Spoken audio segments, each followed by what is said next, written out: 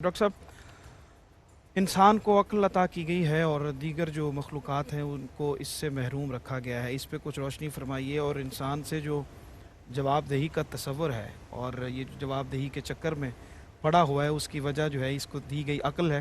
کچھ اس پہ ارشاد فرمائیے. بسم اللہ الرحمن الرحیم. بہت شکریہ.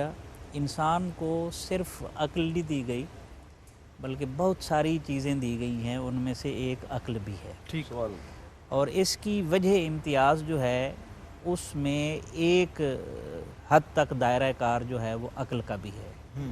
ٹوٹلی ہم عقل کو بیس نہیں قرار دے سکتے، جی ڈاکٹر کیونکہ انسان کو جو چیزیں عطا ہوئی ان میں سے ایک ہے حواس خمسہ. ٹھیک. ان کی ایک حد ہے. ایک وقت آتا ہے کہ جب آپ کی آنکھیں پتھرا جاتی ہیں، منہ کا ذائقہ بگڑ جائے تو ذائقے کا پتہ نہیں چلتا، ہاتھ شل ہو جائے تو سردی گرمی کا احساس چھل جاتا ہے، اللہ اکبر. کلر بلائنڈ ہو جائے تو رنگوں کا فرق ختم ہو جاتا ہے. تو حواس کی ایک حد ہے، اس سے اوپر عقل ہے. جی ڈاکٹر صاحب. عقل کی بھی ایک حد ہے، ٹھیک. اور یہ عقل خجستہ پا ایک دائرے کے اندر رہے تو معاملات درست رہتے ہیں. جب کوئی بھی چیز اپنے دائرہ کار سے تجاوز کرتی ہے تو اس کا نقصان ہوتا ہے. مثلا میں اس کی مثال عرض کرتا ہوں. برِ صغیر میں سید محمود بڑا قانونی دماغ تھے، اور یہ سر سید احمد خان کے بیٹے تھے، بڑے لائق آدمی تھے. ٹھیک. ان کو کسی فریق نے وکیل کے طور پر ہائر کیا. ان کو نسیان کی بیماری تھی. ٹھیک. تو جب عدالت میں پیش ہوئے تو جج کے سامنے دلائل دینے جب شروع کیے تو جس فریق نے انہیں وکیل کیا تھا اس کے خلاف دلائل دینے شروع کر دیے. انہیں یاد نہ رہا کہ میں کس کا وکیل. ٹھیک. ٹھیک.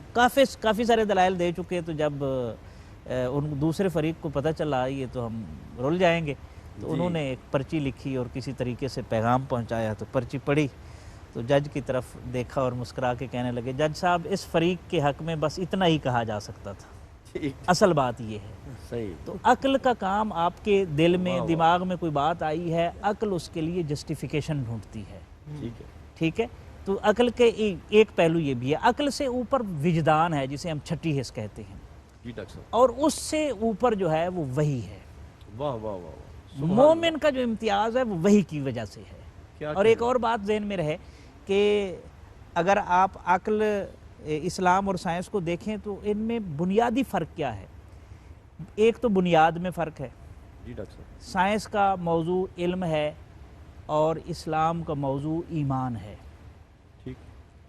دائرہ کار کا فرق ہے. سائنس ان چیزوں، یعنی جو عقل ہے وہ ان چیزوں کو زیر بحث لا سکتی ہے جو عقل کے دائرے میں آتی ہیں. ٹھیک. تو جو میٹا فزکس سے تعلق رکھتی ہیں چیزیں، ماورائے عقل ہیں، وہاں تک عقل نہیں پہنچ سکتی. واہ. ٹھیک ہے. اور تیسرا جو ہے اقدام اور خطا میں فرق ہے کہ وہی کا جو حکم آتا ہے اس میں غلطی کی گنجائش تصور بھی نہیں ہوتا، بلکہ وہاں تو ایمان ملتا ہی اسے ہے. الذین یؤمنون بالغیب، ہدایت اسے ملتی ہے. ٹھیک ہے. تو یہ ایمان. تو اس لیے یہ تین چیزیں جو ہیں وہ پیش نظر رہنی چاہیے.